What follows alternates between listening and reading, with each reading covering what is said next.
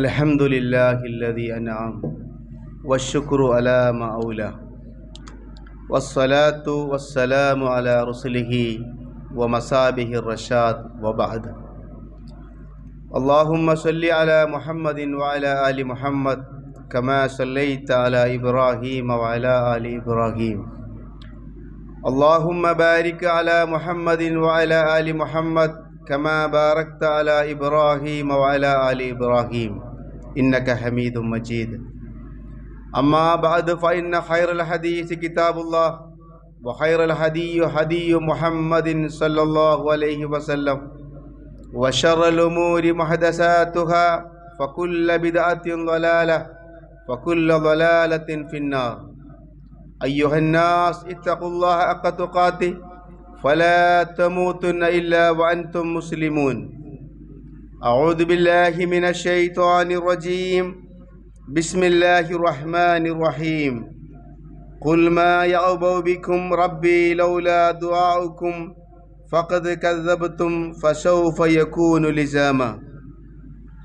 رب اشرح لي صدري ويسر لي أمري واحلل عقدة من لساني يفقهوا قولي. صدق الله العلي العظيم. ഏറെ ബഹുമാന്യരായ സത്യവിശ്വാസികളെ, സത്യവിശ്വാസിനികളെ,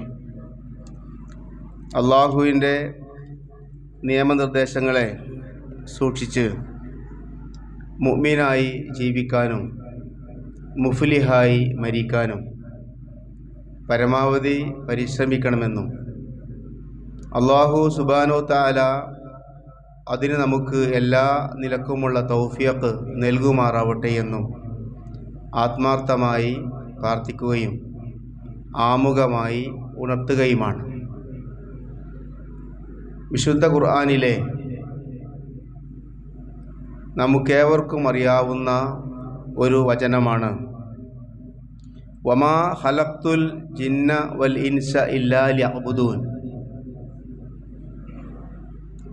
ഈ ലോകത്തേക്കുള്ള മനുഷ്യൻ്റെ സൃഷ്ടിപ്പിൻ്റെ, മനുഷ്യൻ്റെ ജീവിതത്തിൻ്റെ ഏറ്റവും മർമ്മമായ ലക്ഷ്യത്തെ വെച്ചുകൊണ്ട് അല്ലാഹു സുബ്ഹാനഹു തആല സൃഷ്ടാവ് വളരെ കൃത്യമായി വ്യക്തമായി പറയുകയാണ്, മനുഷ്യരെയും ജിന്നുവർഗത്തെയുമൊക്കെ ഞാൻ ഈ ലോകത്തേക്ക് സൃഷ്ടിച്ചത് എന്നെ ആരാധിക്കാനാണ്. അള്ളാഹു ഈ ആയത്തിനെ പറയുന്നത് ഒരു സാധാ പ്രയോഗത്തിലൂടെയല്ല, നിങ്ങളെ പടച്ചത് ആരാധിക്കാനാണ് എന്നല്ല, നിങ്ങൾ എന്നെ ആരാധിക്കണം എന്നുമല്ല, മറിച്ച് നമുക്കെല്ലാം അറിയാവുന്ന പോലെ ഖുർആനിലെ ആയത്ത് ഓതുമ്പോൾ അതിൻ്റെ പരിഭാഷ വായിക്കുമ്പോൾ നമുക്ക് അറിയാവുന്ന അതിൻ്റെ അർത്ഥം, അതിൻ്റെ പരമാവധിയാണ്. വമാ ഖലഖ്തുൽ ജിന്ന വൽ ഇൻസ, മനുഷ്യരെയും ജിന്നുകളെയും ഞാൻ സൃഷ്ടിച്ചിട്ടേ ഇല്ല. ആയത്ത് അല്ലാഹു പറയുന്നത്, ഞാൻ പടച്ചിട്ടേ ഇല്ല, ഇല്ലാ ലിയഅ്ബുദൂൻ, എന്നെ ആരാധിക്കാനല്ലാതെ. അപ്പോൾ ഞാൻ മനുഷ്യരെ സൃഷ്ടിച്ചു എന്നത് യാഥാർത്ഥ്യമാണ് എങ്കിൽ, മനുഷ്യവർഗമേ, മനുഷ്യവംശമേ, നിങ്ങൾ ഇങ്ങോട്ടേക്ക് യാഥാർത്ഥ്യമാക്കേണ്ട ഒന്നാണ് എന്നോടുള്ള ആരാധന. ആ ആയത്തിൻ്റെ പരമാവധി അർത്ഥമാണത്. അള്ളാഹു എന്താണോ ആ ആയത്തുകൊണ്ട് ഉദ്ദേശിച്ചത്, ആ ഉദ്ദേശത്തിൻ്റെ പരമാവധിയാണത്. അപ്പം എന്താ അർത്ഥമാക്കുന്നത്? നമ്മൾ അങ്ങോട്ടേക്ക് തിരിച്ച് പരമാവധി ചെയ്യേണ്ടതാണ് ആരാധന. എപ്പോഴെങ്കിലും എങ്ങനെയെങ്കിലുമൊക്കെ ചെയ്യേണ്ട ഒന്നല്ല ആരാധന.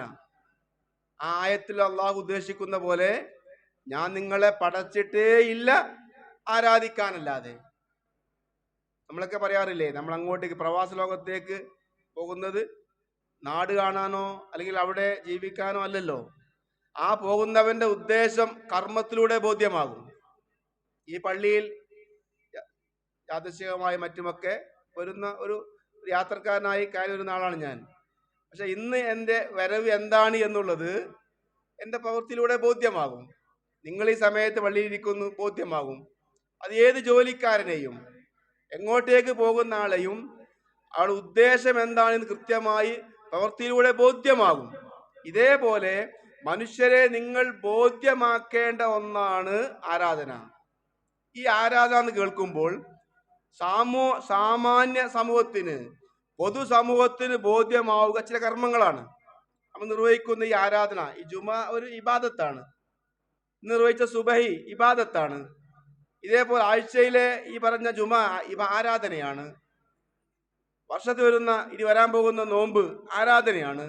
ഹജ്ജ്, ഉംറ, സക്കാത്ത്, ഇങ്ങനെയൊക്കെയുള്ള ആരാധന എന്നുള്ള പദം കേൾക്കുമ്പോൾ നമുക്ക് ബോധ്യമാവുക, പൊതുസമൂഹത്തിന് മനസ്സിലേക്ക് ഓടി വരിക ചില ആരാധനകൾ മാത്രമാണ്.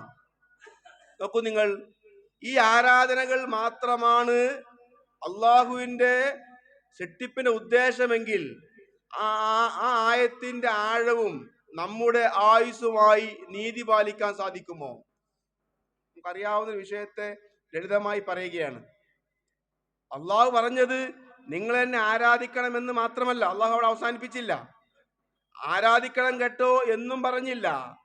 നോമ്പിനെ പറ്റി പറഞ്ഞ പോലെ, നമസ്കാരത്തെ പറ്റി പറഞ്ഞ പോലെ, സക്കാത്തും ഹജ്ജും ഉംറയും ബലികർമ്മവും സാമൂഹ്യ സേവനങ്ങളും സ്വതക്കകളും മറ്റും പരോപകാര കാര്യങ്ങളും ഒക്കെ പറഞ്ഞ പോലെ അള്ളാഹു ഒറ്റ വരിയിലൂടെ അങ്ങ് പറഞ്ഞു പോയിരിക്കുകയല്ല. മറിച്ച് ഞാൻ നിങ്ങളെ പടച്ചിട്ടേയില്ല, ഇനി പടച്ചത് നിങ്ങൾക്ക് സത്യമാണ് എന്ന് ബോധ്യമാകുന്നു എങ്കിൽ അതേപോലെ സൃഷ്ടികളെ, മനുഷ്യരെ നിങ്ങൾ ഇങ്ങോട്ടേക്ക് ബോധ്യമാക്കേണ്ടതാണ് ആരാധന. ബോധ്യമാക്കണം. ആരാധന നിർവഹിച്ചാൽ പോരാ. ആരാധന സീസണലിയായി എപ്പോഴെങ്കിലുമൊക്കെ ചെയ്തു പോയാൽ പോരാ. ഇവിടെയാണ് നമുക്ക് എങ്ങനെയാണ് അള്ളാഹുവിന്റെ ആയത്തിന്റെ ആഴവുമായി നമുക്ക് ആയുസ്സിനെ നമുക്ക് നീതി പാലിക്കാൻ സാധിക്കുക. ഇവിടെയാണ് ഇസ്ലാം എന്നുള്ളത് പ്രകൃതി മതമാണ്. ഇസ്ലാം നമ്മുടെ ജീവിതവുമായി, ജീവനുമായി എപ്പോഴും ഇടകിച്ചേരേണ്ട ഒന്നാണ് ഇസ്ലാം. ഇസ്ലാമിന് വേണ്ടി ജീവിക്കുകയല്ല, ഇസ്ലാമായി ജീവിക്കുകയുമല്ല, മറിച്ച് നമ്മുടെ ജീവിതവുമായി ഒരിക്കൽ നമുക്ക് അകറ്റിവെക്കാൻ സാധിക്കാത്ത ഒന്നാണ് മതം. അപ്പോഴേ ഇസ്ലാമിന്റെ പേര് പ്രകൃതി മതമാവുകയുള്ളൂ. ഇന്ന ദീന ഇൻദല്ലാഹിൽ ഇസ്ലാം. ഈ ലോകത്തെയും ലോകരെയും സർവ്വവിധമായ പ്രകൃതി പ്രതിഭാസങ്ങളെയും കൃത്യമായി പടച്ച് ചിട്ടയോടെ സംവിധാനിക്കുന്ന അള്ളാഹു സംവിധാനിച്ച മനുഷ്യർക്കുള്ള ദൈവിക മതമാണ്, ജീവിത പദ്ധതിയാണ് ഇസ്ലാം. ഇസ്ലാം ഒരു കാര്യം കർക്കശമായി പറയുമ്പോൾ അത് പ്രായോഗികമായിരിക്കും. അപ്പോഴേ ഇസ്ലാം പ്രകൃതി മതമാവുകയുള്ളൂ.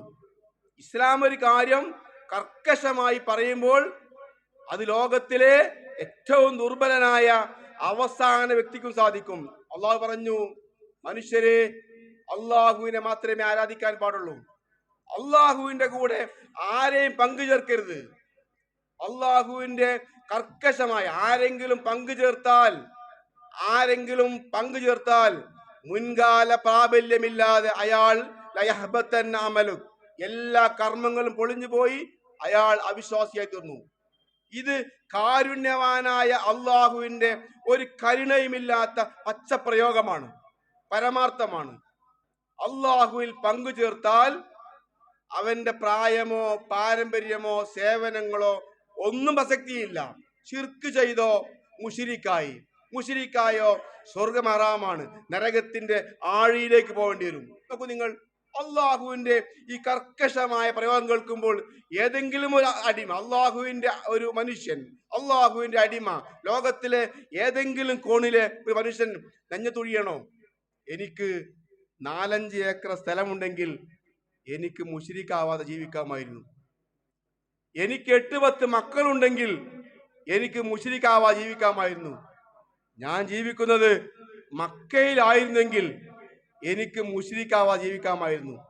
ഞാൻ പള്ളിയിലെ ഒരു ഇമാമായിരുന്നെങ്കിൽ എനിക്ക് മുശ്രിക്കാവാതെ ജീവിക്കാമായിരുന്നു. ഒന്നുമില്ല. അള്ളാഹുവിന്റെ വചനം കേൾക്കുന്ന ലോകത്തിലെ ഏത് മനുഷ്യനും സാധ്യമാകും ശിർക്ക് ചെയ്യാതെ ജീവിക്കാൻ. മതം പഠിക്കാനും അറിയാനും ശ്രമിച്ചാൽ ഏത് സാധാരണക്കാർ ഈ ലോകത്തിലെ മറ്റേത് തലങ്ങളിലും മറ്റേത് കാര്യങ്ങളെയും ചെയ്യാൻ വേണ്ടി നമ്മൾ അധ്വാനിക്കേണ്ടേ. ഒരു പിതാവാകാൻ, ഒരു ഭർത്താവാകാൻ, ഒരു ഭാര്യയാവാൻ, ഒരു കച്ചവടക്കാരനാവാൻ, ഒരു ടാക്സി തൊഴിലാളിയാവാൻ, ഒരു രാഷ്ട്രീയക്കാരനാവാൻ, ഒരു പൊതുപ്രവർത്തകനാവാൻ, ഒരു ജോലിക്കാരനാവാൻ, ഈ കാര്യങ്ങളെല്ലാം ആവാൻ വേണ്ടി എന്തൊക്കെയോ അധ്വാനം ആവശ്യമാണോ അത്രയൊന്നും അധ്വാനം ആവശ്യമില്ലാത്ത കർമ്മമേ മതം പറയുന്നുള്ളൂ. കാരണം എന്തേ? ആ കർമ്മം ചെറുതായത് കൊണ്ടല്ല, മറിച്ച് മതം പ്രകൃതിയാണ്, ഇസ്ലാം പ്രായോഗികമാണ്.